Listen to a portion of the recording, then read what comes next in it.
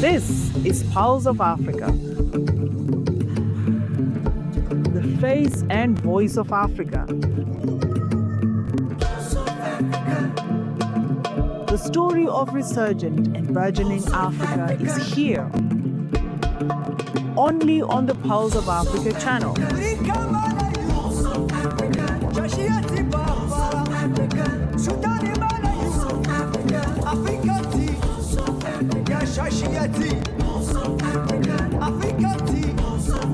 Pulse of Africa, the face and voice of Africa.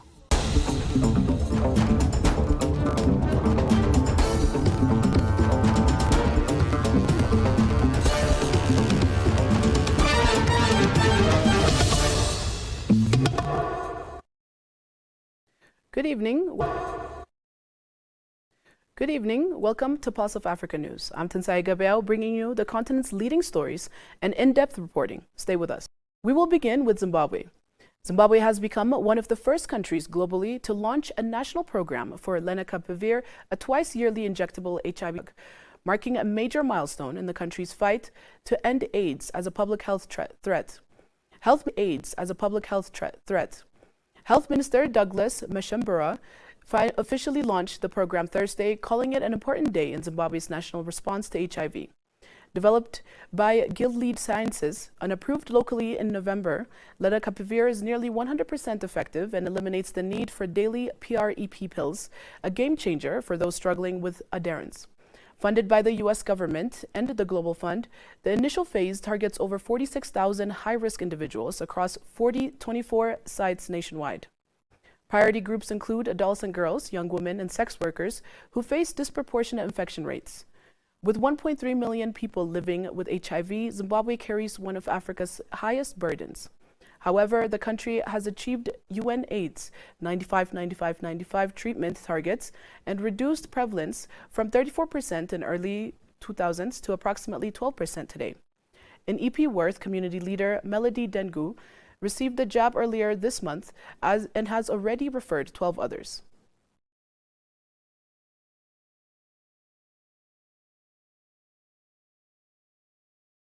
President Cyril Ramaphosa has defended the state of South Africa's economy, saying the country is showing clear signs of recovery despite criticism from opposition parties. Responding to the debate on his State of the Nation address, Ramaphosa said progress was evident in key economic indicators and government efforts to stabilize public finances and stimulate growth. The president cited improved public finance, lower inflation, and renewed growth momentum as evidence that the country is turning the corner. Ramaphosa has also said effective macroeconomic management has helped tackle what was once an unstable debt burden, noting that at one stage, South Africa spent more on servicing debt than on health and education. Through effective macroeconomic management, we have been able to tackle an unsustainable debt burden where we ended up spending more service cost on our debt that we spend on health and education. To deal with all these challenges, we've had to rebuild the capacity of the state, but also embark on major reforms, whilst at the same time addressing the immediate challenges that our people are facing. All these efforts have been aimed at improving the lives of our people. We have seen promising signs of recovery, whether people like it or not. It has been there, he said, pointing to steps taken to reduce unemployment and accelerate economic expansion. Over the last year, we have seen promising signs of recovery. Whether people like it or not, it has been there. Whether people think it's an illusion, it has been there.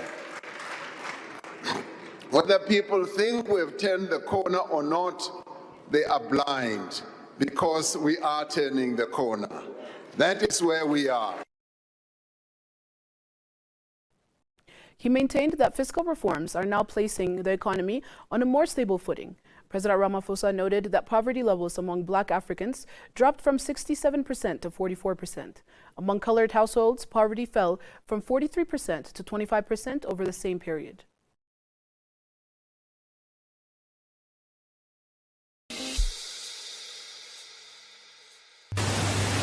If you don't tell your story, it will be told by others. They'll talk of hunger, they'll talk of war, they'll talk of conflict, but they'll not say the things that are happening in Africa that are positive.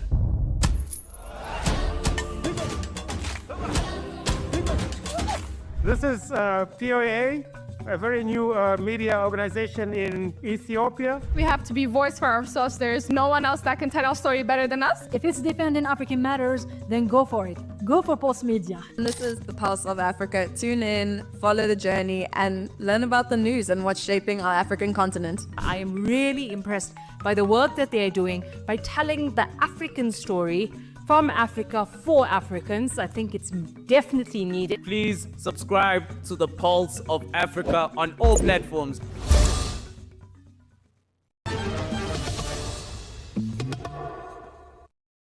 Ethiopian peacekeepers serving under the United Nations flag have been awarded UN medals in recognition of their service in South Sudan during a ceremony held in Yambayo. The event was attended by Ambassador Delil Kadir, Ethiopia's Ambassador Extraordinary, and Plenipotentiary to South Sudan, who praised the troops for their professionalism and dedication in a complex and challenging environment. He highlighted Ethiopia's long-standing contribution to global peace efforts over the past 7 decades, noting the country's active participation in peacekeeping and mediation initiatives. Ambassador Delil reaffirmed Ethiopia's commitment to supporting lasting peace and collective security in South Sudan, commending the discipline and perseverance of Ethiopian personnel deployed under the United Nations mission in South Sudan. Lieutenant General Mohan Sambramanian, Force Commander of UNMISS, also lauded Ethiopia's steadfast role in multilateral peace operations, praising the resilience and determination of its troops in carrying out their mandate under difficult conditions.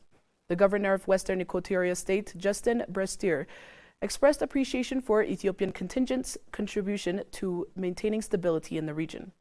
Ethiopia is one of Africa's largest contributors to United Nations peacekeeping missions and has played a prominent role in operations across the continent, including in South Sudan. Since South Sudan gained independence in 2011, the UNMISS mission has been mandated to protect civilians, support the implementation of peace agreements, and help stabilize the country following years of conflict. The medal ceremony underscores Ethiopia's continued engagement in regional peace and security efforts, as South Sudan works toward consolidating stability and advancing its political transition.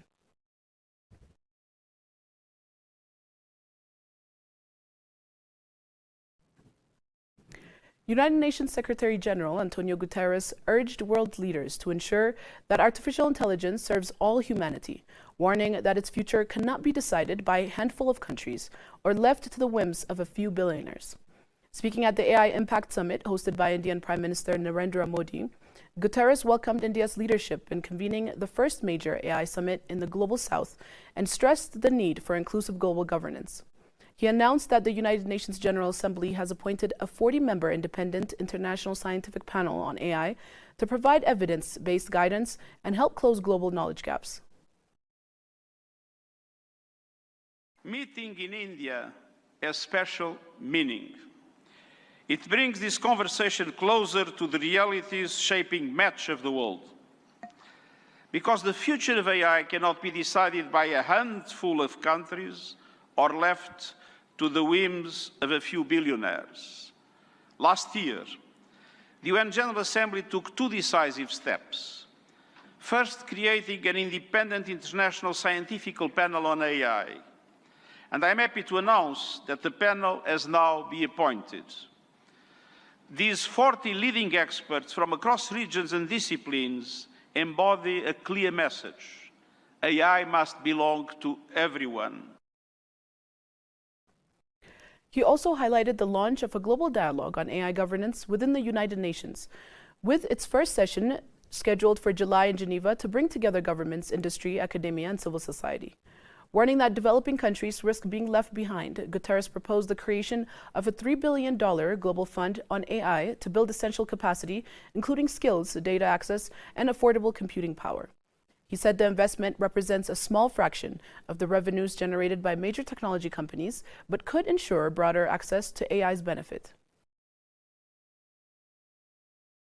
Your discussions here will culminate in the global dialogue. But without investment, many countries will be locked out of the AI age.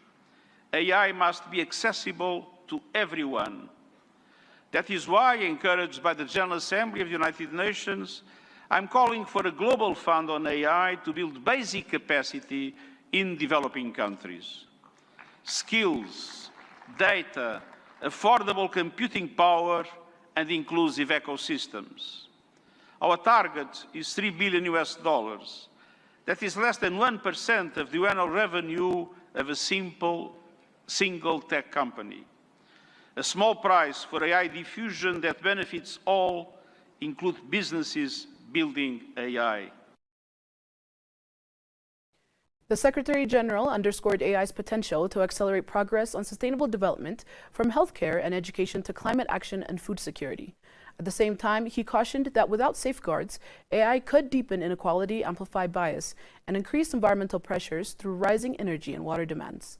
He called for strong guardrails to uphold human rights, protect children from exploitation, and ensure AI augments rather than replaces human potential. Real impact means technology that improves lives and protects the planet, Guterres said. Let's build AI for everyone with dignity as the default setting.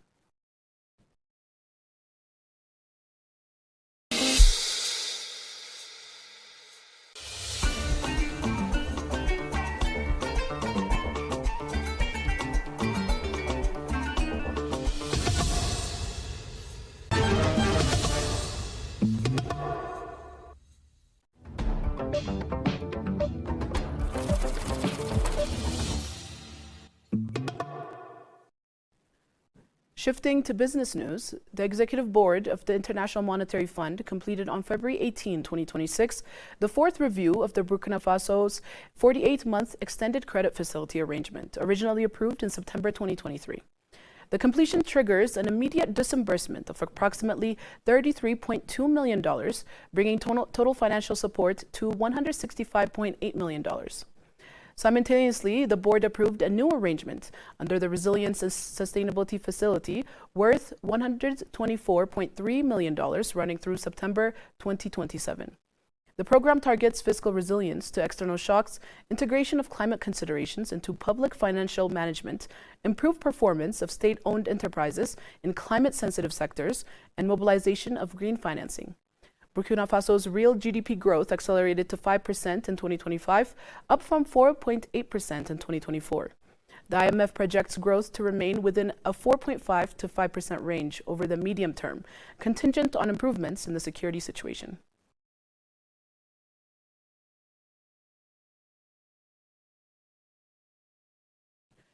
Kenya has successfully returned to international capital markets, securing $2.25 billion through a dual tranche dollar-dominated bond issuance. Nairobi raised $900 million in 7-year notes, offering an 8.1% yield alongside $1.35 billion in 12-year bonds at 8.95%. Rather than funding new deficits, this operation is a calculated exercise in proactive liability management. The government is utilizing these fresh funds to execute an early buyback of existing Eurobonds maturing in 2028 and 2032. By aggressively smoothing out its repayment schedule, Kenya is mitigating future refinancing risks, easing medium-term liquidity pressures, and sending a strong signal of fiscal maturity to global rating agencies and investors alike. This strategic maneuver by Kenya is part of a much larger continent-wide renaissance characterizing the early months of 2026. After a prolonged period of market exclusion driven by aggressive global monetary tightening, African nations are capitalizing on a rapidly opening window of opportunity. A global easing of interest rates combined with a noticeable compression in risk premiums for emerging and frontier markets has drawn yield-hungry international capital back into the continent.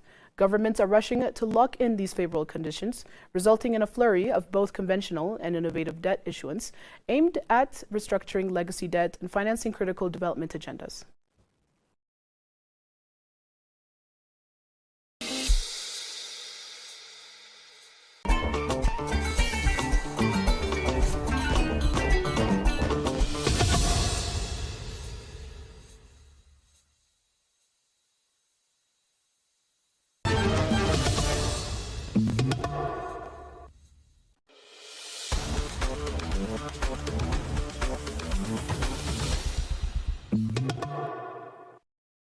Now to sports news.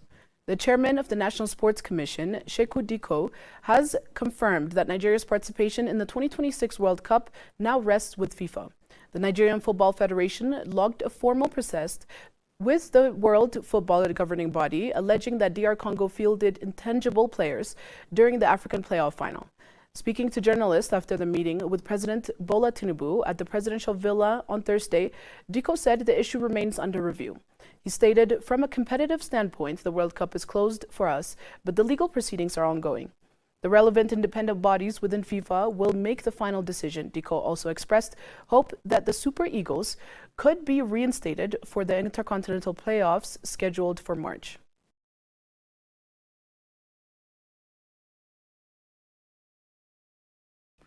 At 34, Neymar is still chasing one final dream, playing in the 2026 World Cup with Brazil. But the Santos forward has admitted that the 2026 season could mark the end of his final career. After years disrupted by injuries, the Brazilian star now admits he is taking things day by day, aware that his body may no longer allow him to plan too far ahead. Since leaving Paris Saint-Germain, Neymar has struggled to find continuity. His costly move to Al Hilal ended prematurely due to a serious injury suffered with Brazil before an emotional return to Santos nearly 12 years after leaving for the FC Barcelona. Despite flashes of brilliance, recurring physical problems have limited his impact, raising questions about how much longer he can compete at the highest level. Although Santos recently extended his contract until December 2026, Neymar openly acknowledged that retirement is a real possibility once it expires. Speaking in an interview, he explained that this decision would come from the heart, stressing the importance of the upcoming World Cup year for both himself and the national team. If that proves to be his final chapter, football could witness the end of one of the most talented and controversial careers of his generation.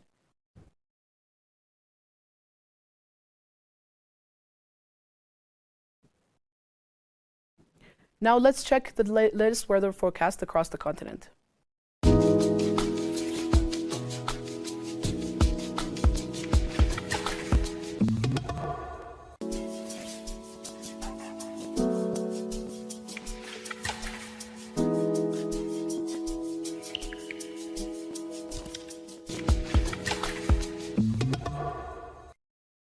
This concludes our current segment. Up next, the weekly edition of Roundup. We hope you'll stick around. Thanks for being with us. Goodbye for now.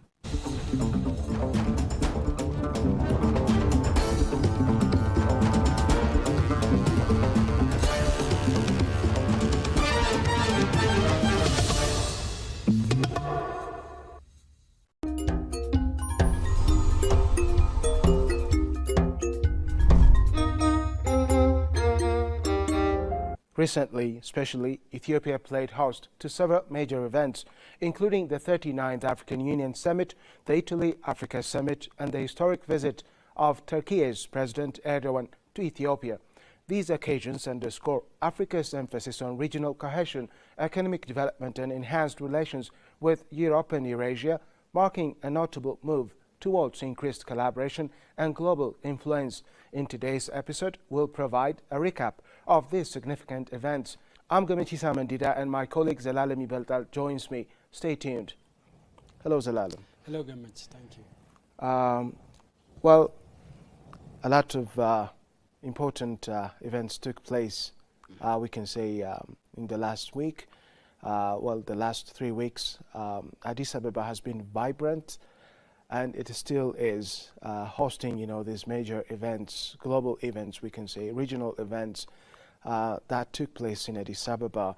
And obviously, they will have impacts on both Ethiopia and the rest of Africa, and maybe just beyond that.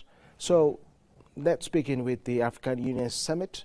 A lot has been said about this particular summit. Over the past few days, Addis Ababa has hosted various conferences, summits, and talks. And that was, of course, the moment that Addis Ababa has consolidated and solidified its status as a diplomatic hub of the world and a political center of the continent Africa. Various summits and conferences, bilateral talks have been happened over the past few days. And as you said, the 39 African Union Summit, the second Italy-Africa Summit, and the bilateral talks and meetings between Ethiopia and Turkey were, conducted. And those were super big events, and they received considerable international media attention. And let us begin with the African Union Summit, the 39 African Union Summit. And of course, the 2026 African Union Summit has been conducted over the past several weeks, from the Permanent Representative Committee, PRC, to the Executive Council of the African Union, and finally to the Assembly of the African Head of States and Government. His Excellency Dr. Abiy Ahmed, the Prime Minister of the Federal Democratic Republic of Ethiopia, as a leader of the host country Ethiopia, he has delivered important notes there during the 39 African Union Summit, and he raised enormous issues. But to recap some of his speech, one of his most important speech that caught my mind was, of course, his speech that he reflected regarding the significance of narratives and the importance of maintaining sovereignty. He said that Africa needs to keep sovereignty, needs to maintain its sovereignty.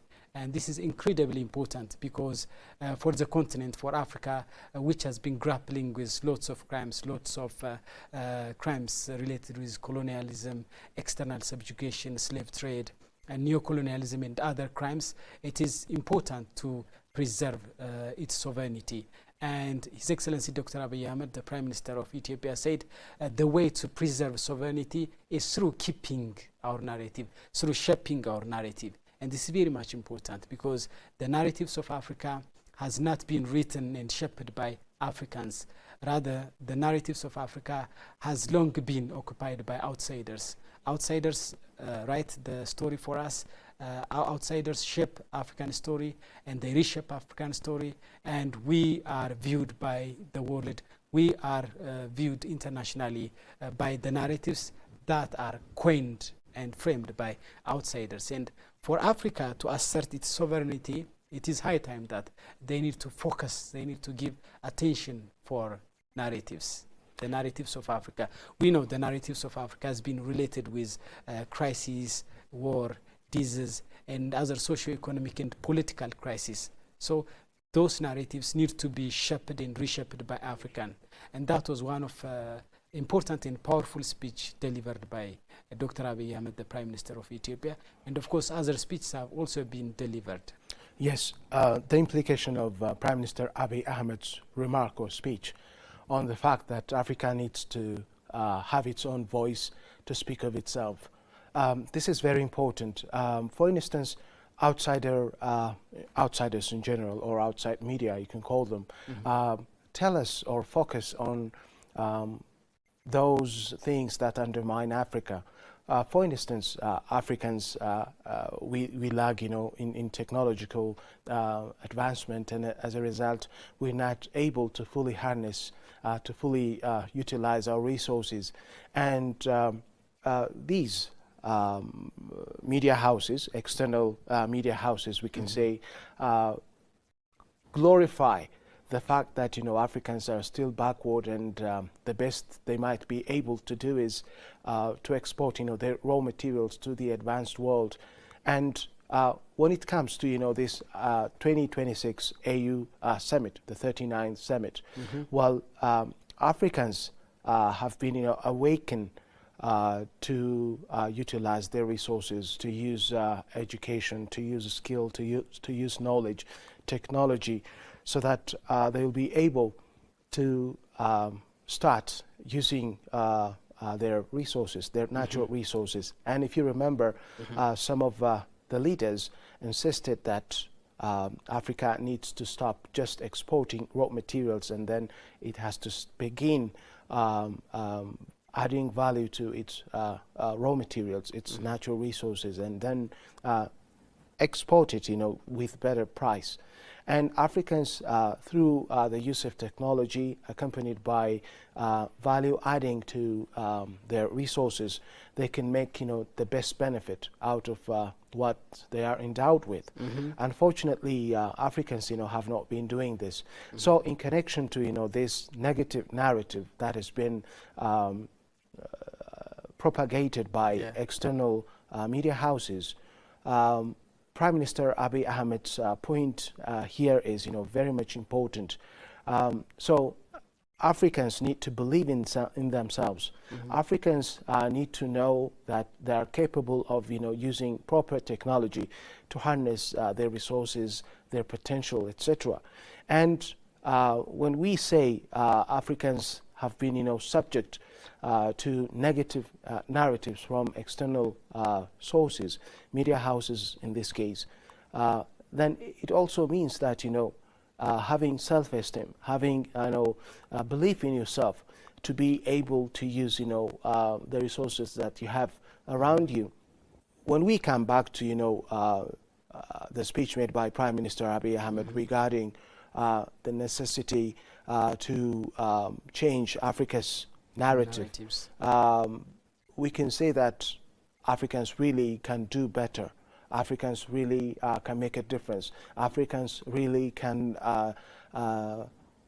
utilize their resources. There is still hope for Africans. Young people, should not necessarily, leave their continent for others.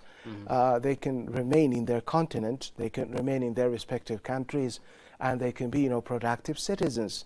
And really, can Africa utilize its water? The thing is, that's the point that His Excellency Dr. Abiy Ahmed has been trying to make during the 39 African Union Summit.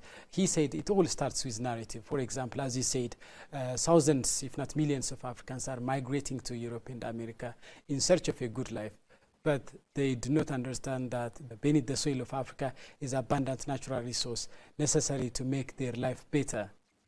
So Africa needs to change their narrative, needs to shape their own narratives, and it all starts with narrative. That was the point of His Excellency Dr. Abiy Ahmed. And exactly, in fact, yes. for example, it is the initiative of His Excellency Dr. Abiy Ahmed that brought Pulse of Africa, our Pan-African media organization, into existence. Exactly. Exactly. Pulse of Africa now, for example, is disseminating information, disseminating stories of Africa, the nuanced and complete stories of Africa from its headquarters located in Addis Ababa, Ethiopia, and the political and diplomatic center of Africa. For example, during the 39 African Union Summit, Pulse of Africa has been doing lots of news programs, interviews, live reports, and many stories. And it did, with his speech that he delivered during the 35 African Union Summit. During the 35 African Union Summit, His Excellency Dr. Abiy Ahmed spoke about the significance of changing the narratives of Africa. A few years ago, during the 35 African Union Summit, said that Africa needs to have its own media that voice the voice of Africa, that shape the narratives of Africa.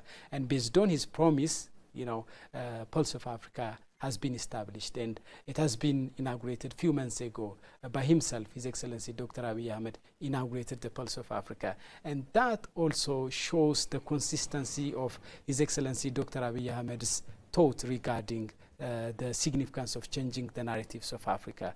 He said it some 3-4 years ago during the 35 African Union Summit. So by 2026, by 2025, Pulse of Africa has been established. And that shows that His Excellency Dr. Abiy Ahmed is translating his promise to tangible and concrete action. And that's, I think, something to be recognized and appreciated. Yes, Zelalem. Well, you remind me of the conversation I personally had with some journalists, from other African countries.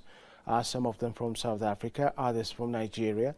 And they all agree with what Prime Minister Abiy Ahmed has stood for, which is, there should be a Pan-African media house such as POA, where positive stories of Africans are propagated, are spoken through. And they said if Africans, can collaborate, for example, positive works, positive outcomes from different African countries are broadcasted by media houses such as, this POA itself and respective African media houses, then not only Africans, but the global community will have a chance to see there is really, African potential.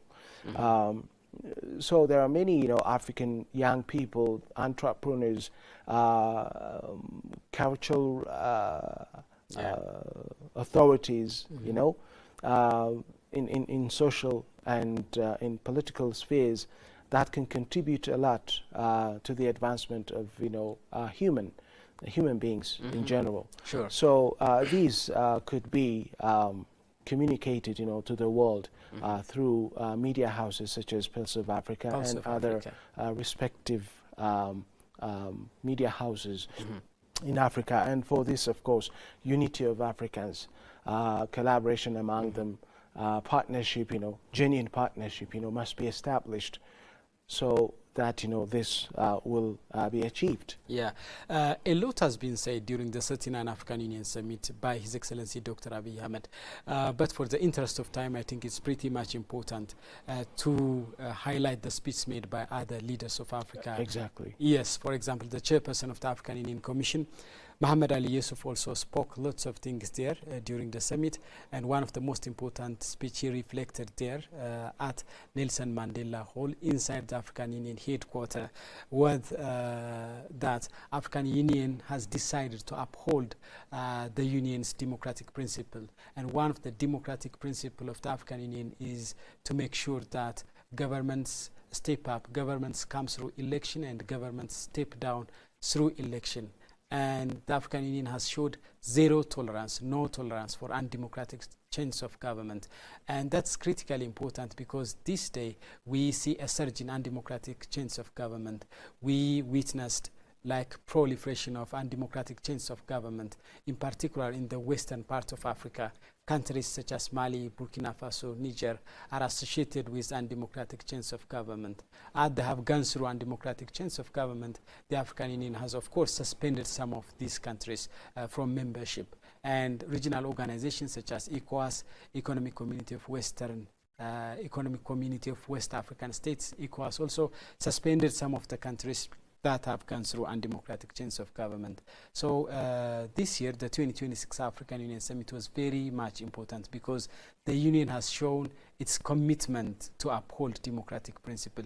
This is very much important, I believe, because many of the problems are emanating from lack of democracy. If there is a democracy, there is a way that people can express their thoughts, their frustration, their criticism toward the government. So there will be a way by which government reform itself, government strengthen itself, government watch people's idea, government listen to the question of the public so that they can overcome the differences peacefully in a democratic manner, in a civilized fashion. So upholding democratic principles in Africa is very much vital, and the African Union has showed its commitment to uphold democratic principles. And that was the idea of the chairperson of the African Union Commission, Mohamed Ali Yusuf. And of course, other issues, enduring problems of Africa, such as peace and security, economic integration, were also spotlighted during this important summit of the continent. Yes, Zelalem, you're right. Coups have been observed, especially in recent years in Western Africa and in other parts of Africa as well. Well, the other thing that analysts, comment on democratic procedures as far as transition of power is concerned is that even, when elections are taking place, when they are said to be, democratic, they, in one way or another, prove that, these elections, have been in some way have been affected by, the so-called winner. Okay, so they're hacked and they're not, genuinely democratic, and so the incumbent, becomes, a winner. And then when you look into it, when you examine it, see it, scientifically, you learn that genuine democratic election, didn't take place. And African leaders, they are very much, popular for staying in power for quite too long. And many of, these African leaders, when they're, too old to stay in office, they still, clinch to power. Yeah. And they make use of, all means, to remain in power. And even though the so-called, democratic elections have been taking place, they still, just remain there. When if you had, genuinely democratically established, procedures, then obviously the result is the opposite. And like, what we hear. So African leaders, need to work on this as well. There must be, some kind of change as far as democratic elections are concerned. These leaders who stay, quite too long when they should not be there, hurt not only their country but also themselves, because they are carrying a burden that they cannot carry, they cannot, deliver, and this really harms, the existing generation and the coming generation as well. Yeah, it's very important that African countries need to embrace themselves with the principle of election, with the idea of election and with the practice of election. And they need to conduct election. They need to conduct periodic election, periodic, fair and democratic election. For example, there are countries in Africa like Eritrea, for example, which have never conducted election. For example, election has never been conducted in the soil of Eritrea for the past 3 to 4 decades.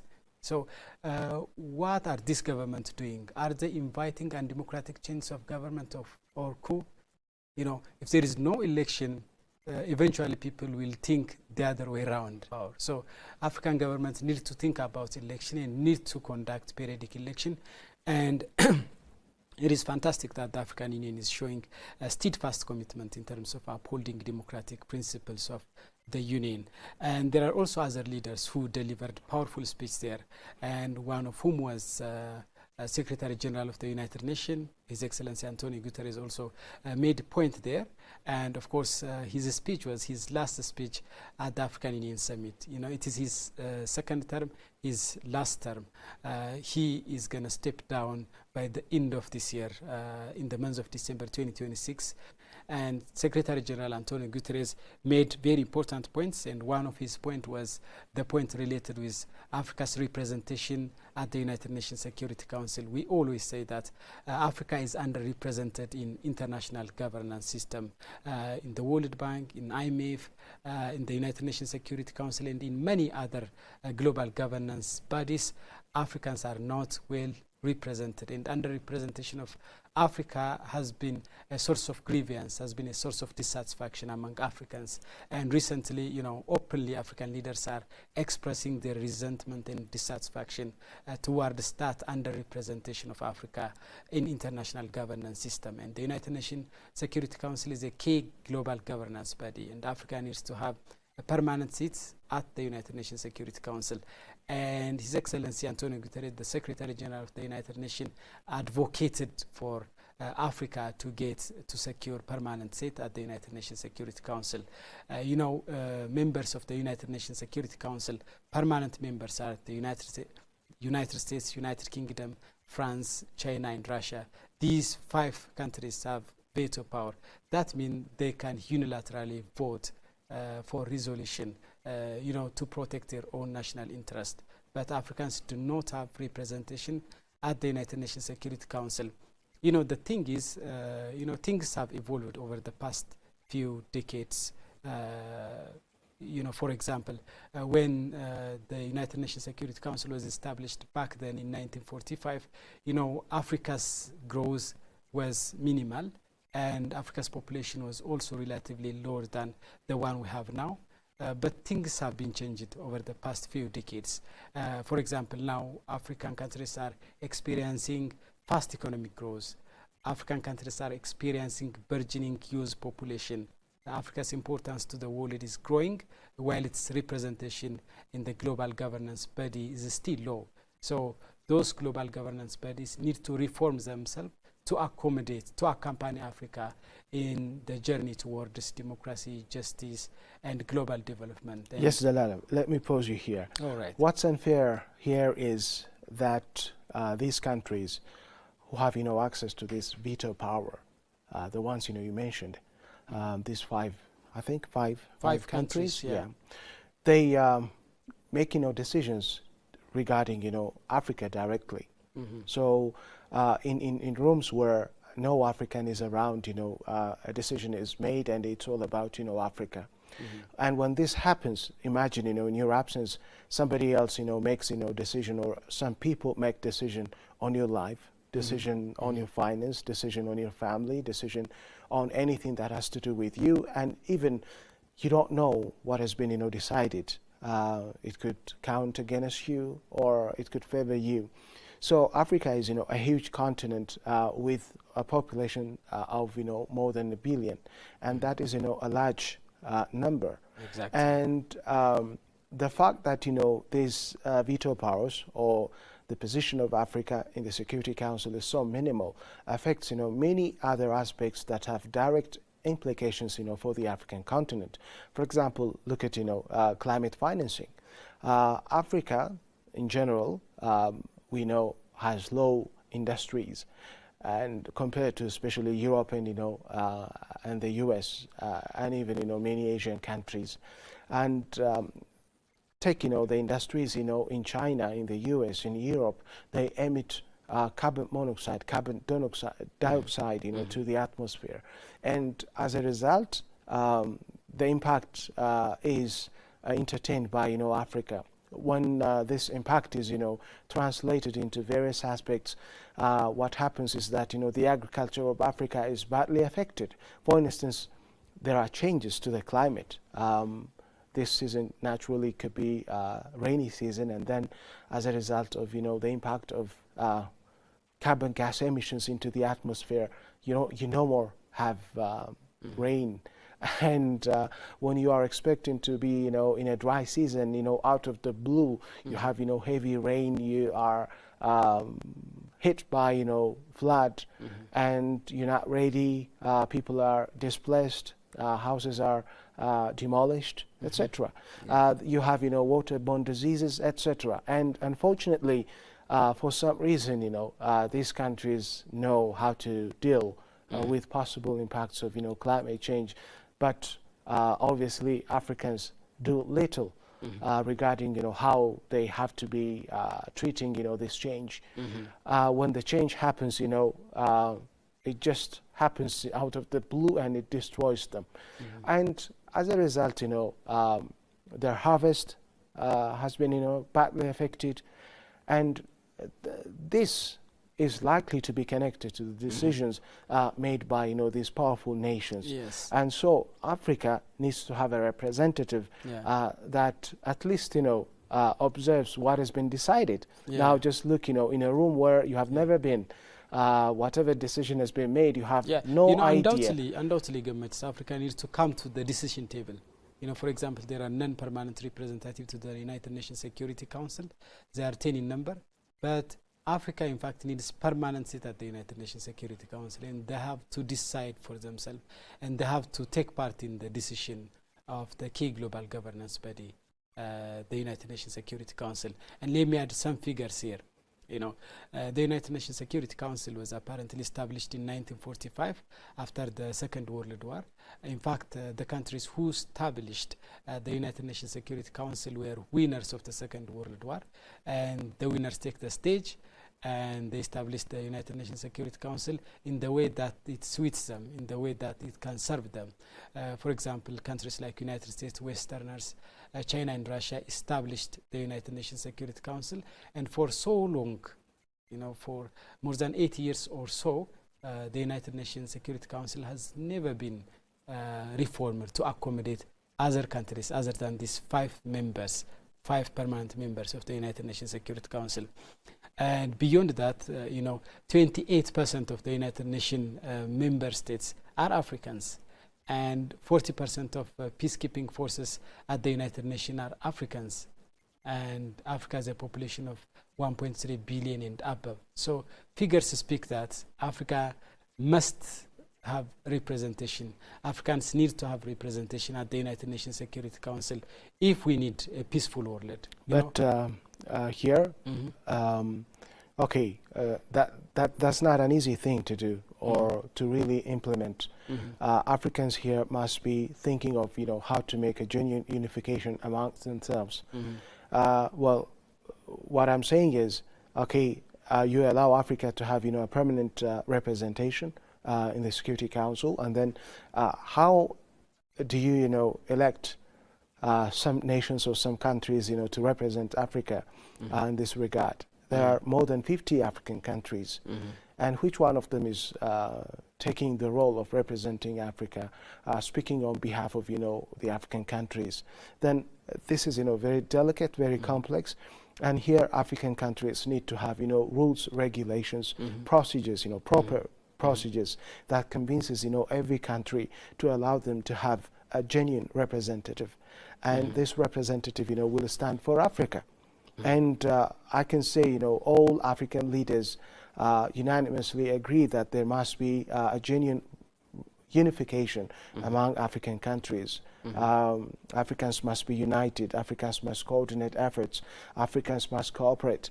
Africans must grow in various ways, technologically, economically, socially, politically, in terms of ensuring peace and security in their respective countries, etc. And all these are, the challenges that Africa has been, suffering from. And this is, a time for African countries to come together, to build, the infrastructure required to bring about, the prosperity Africa, aspires. And these leaders in the 39th AU Summit, they all agree that there must be, a genuine commitment, there must be convergence of efforts, okay, to allow this to happen. Yeah, and exactly, Demet. The thing is, the significance, the importance of unity among African states can never be overestimated. In fact, Africa needs to have unity among themselves. Imagine the 55 African countries come to one. They're going to be very much strong. So no one can beat African. I mean, African can ensure, African can maintain its interest in the global stage. So the unity of Africa is very much vital for Africans. But unity couldn't come through beautiful vocabularies. Unity, in fact, needs tangible, concrete work in the ground. Unity, for example, needs infrastructure.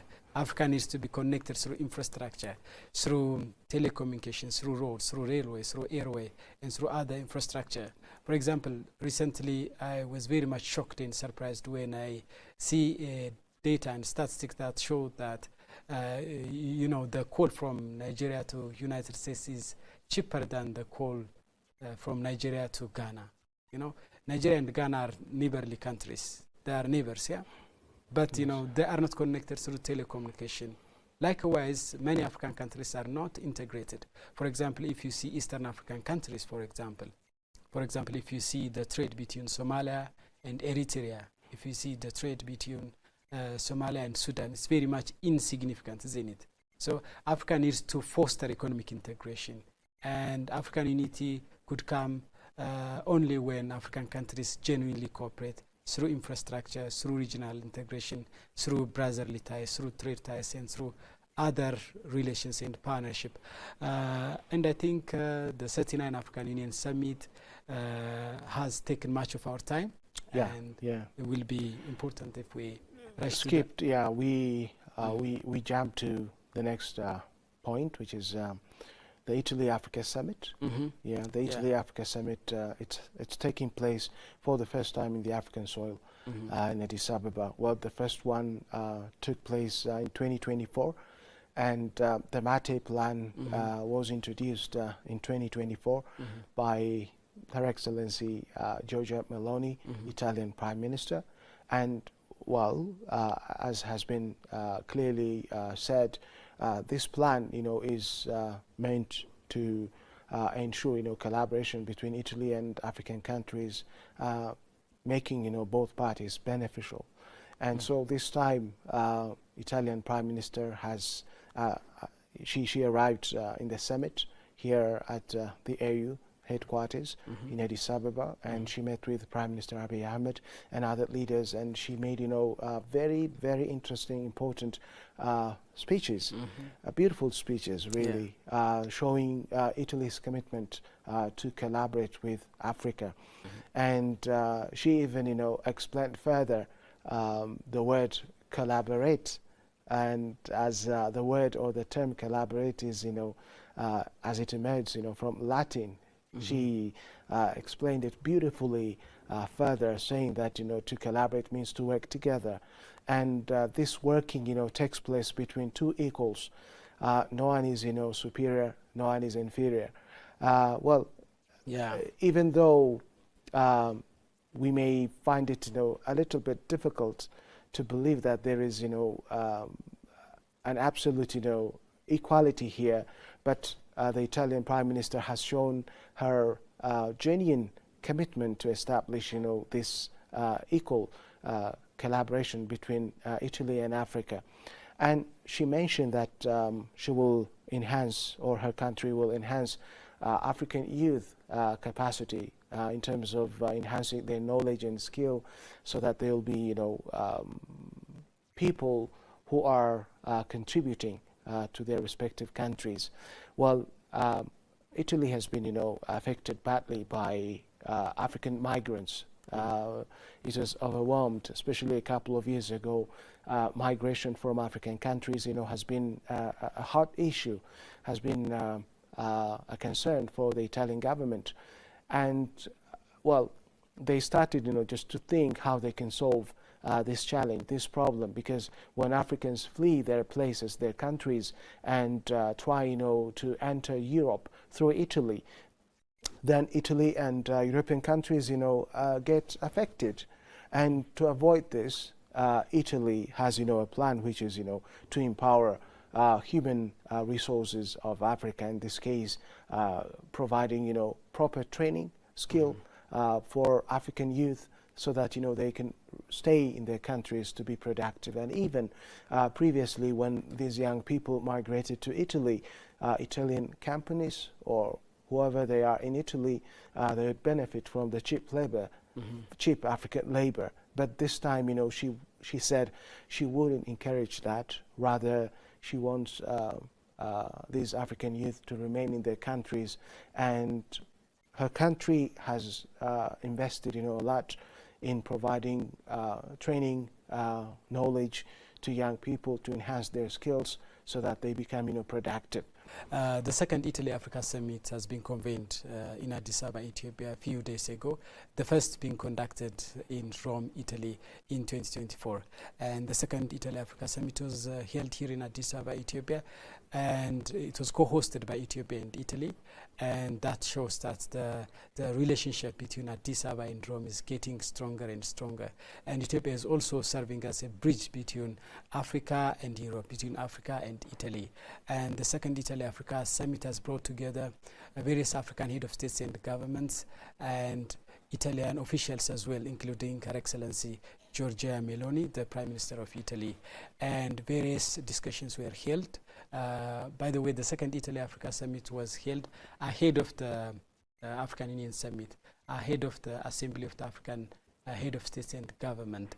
I mean, Her Excellency Giorgia Meloni, the Prime Minister of Italy, were the guest of honor during the 39th Assembly of African Head of States and Government, which was conducted at the African Union headquarters in Addis Ababa, Ethiopia. And she delivered the speech. And in particular, she thanked people such as His Excellency Dr. Abiy Ahmed, the Prime Minister of Ethiopia, the Chairperson of the African Union Commission, Mohamed Ali Yusuf, and the outgoing Chairperson of the African Union, the current President of Angola, Joe Lourenço, for their commitment and for their contribution for sound relationship between Africa and Italy. And I believe that the two regions have immense potential to bolster ties, to bolster investment ties, trade ties, economic ties, diplomatic ties. I mean, Italy is at least one of the largest economy in Europe, one of the largest in the world, 8 or 9 according to recent statistics. Italy is the 8th or 9th largest economy in the world, and with a GDP of more than $2.7 trillion, and is a huge GDP. And Africans are also experiencing fast economic growth. Countries like Ethiopia, Senegal, Rwanda, Niger, and others are in fact experiencing a very rapid economic growth. So Africa could be a good potential for Italy, and likewise, in the same way, Italy could be a good market for Africa, and they can bolster ties in terms of trade, economy, diplomacy, and other areas. And one of the most important points discussed there at the second Italy-Africa Summit was the need to transform and shift Italy-Africa relation from the old donor-recipient kind of relationship to trade and investment. You know, in the earlier days, in the earlier years, the relationship between Italy and Africa was dominated by kind of donor-recipient kind of relationship, where Italy offered donation and huge sum of money, and Africans receive that huge sum of money for development assistance, for humanitarian works, and so on. But now there is appetite from Italy, from both sides, from Italy and Africa, to shift that kind of relationship to investment and to trade, to economic ties. So in the years ahead, I think we will see more trade, more investment, more economic ties between the two regions. Yes, Jalalam. Well, that's why, you know, I said earlier, African leaders in this summit showed their determination to make change, to make, you know, a difference, especially as of now. Because, as you said now, it was one, you know, it was, the relationship was, you know, unbalanced. One gives, the other receives. And of course, the recipient is always under the influence of the giver or the provider. And African leaders, you know, want to change this scenario. They themselves, you know, want to be productive. They want to make their respective countries, you know, producers of manufacturing sector. In the manufacturing, they want to engage in the manufacturing sector. They want to prosper. They want to value add to their raw materials. They want to change the extraction days for their resources, and they want to not only extract, but, you know, to value add to these extracted inputs or resources, raw materials, and then to bring them to, you know, the international market for better prices. And this again, you know, comes back to their respective countries to engage in other development activities in the African continent. So this has been echoed by African leaders in this summit, and we know more should be exploited, and then this is the time for us, you know, to stop and think, and then do the right thing to benefit our people. Exactly. This is, you know, what African leaders in this summit, you know, have stood for. And even though the theme circulated around water, clean water access and sanitation, the summit addressed, you know, other important issues as well. Of course, the base is, you know, just the water. Water is life. Water is everything. Water is, you know, a base for any other development endeavor that you can entertain. Yeah, it's important to remind the theme of the year for the African Union. The 2026 African Union theme is assuring sustainable water availability and safe sanitation systems to achieve the goals of Agenda 2063. Let us delve into Ethio-Turkey relationship. Exactly. Because one of the significant events happened over the past few days was, of course, the ties, the bilateral talk between Ethiopia and Turkey. And the President of the Republic of Turkey, His Excellency Recep Tayyip Erdogan, paid official visit to Ethiopia.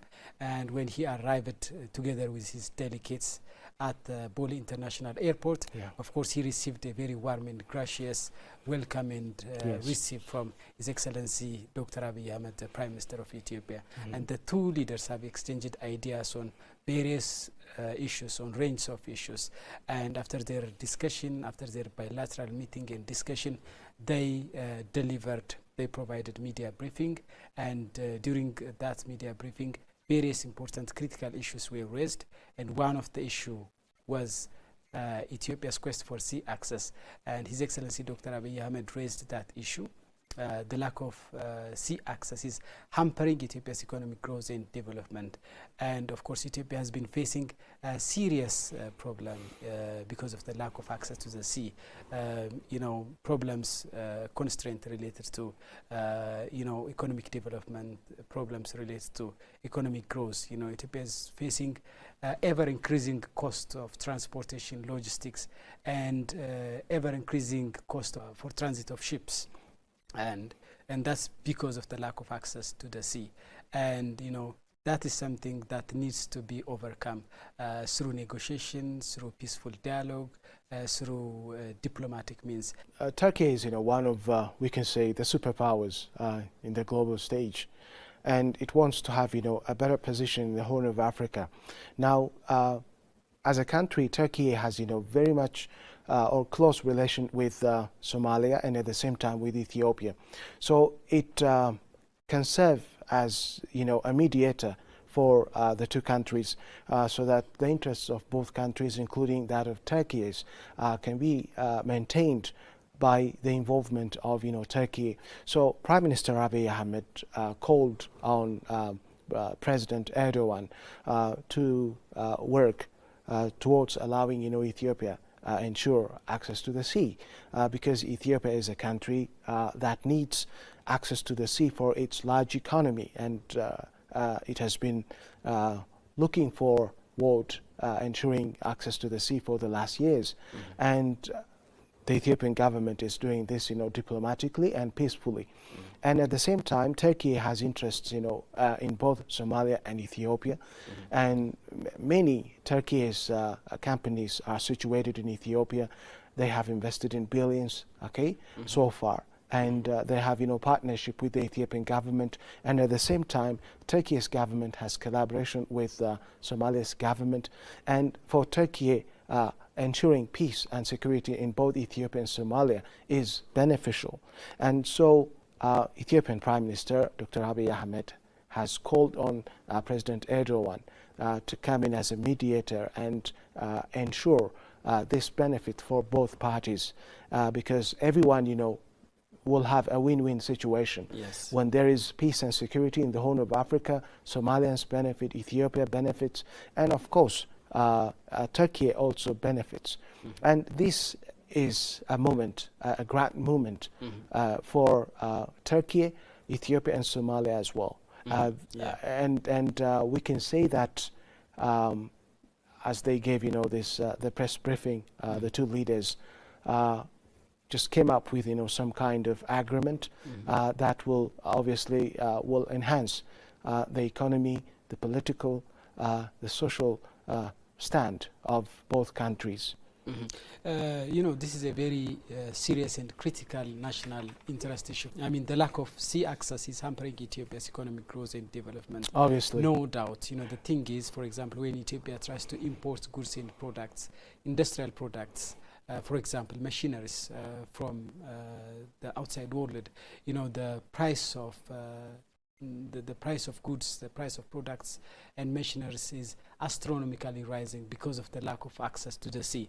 And when Ethiopia tries to export its goods and industrial products to the outside world, its trade competitiveness, its export competitiveness has been seriously hampered by the lack of access to the sea. And it's great that His Excellency Dr. Abiy Ahmed has raised this issue to the President of Turkey, Erdogan, and Erdogan has a good diplomatic clout, and I think he will help Ethiopia to get sea access. And of course, Turkey is a friend with many of member states of the Horn of Africa, with many of Ethiopia's neighbors, including Somalia, Sudan, and other countries of Eastern Africa. So it's great that the two leaders discussed on the issue of sea access. Of course, there are various issues other than sea access that the two leaders have deliberated on. Zelalem, I wish we could have more time to entertain your explanation. I need to wrap it right here. Sure. Thank you. Thanks. Viewers, today's episode ends right here, and we hope you have got good lessons from our program, our episode. Next time we'll come up with similar ones. Until then, goodbye.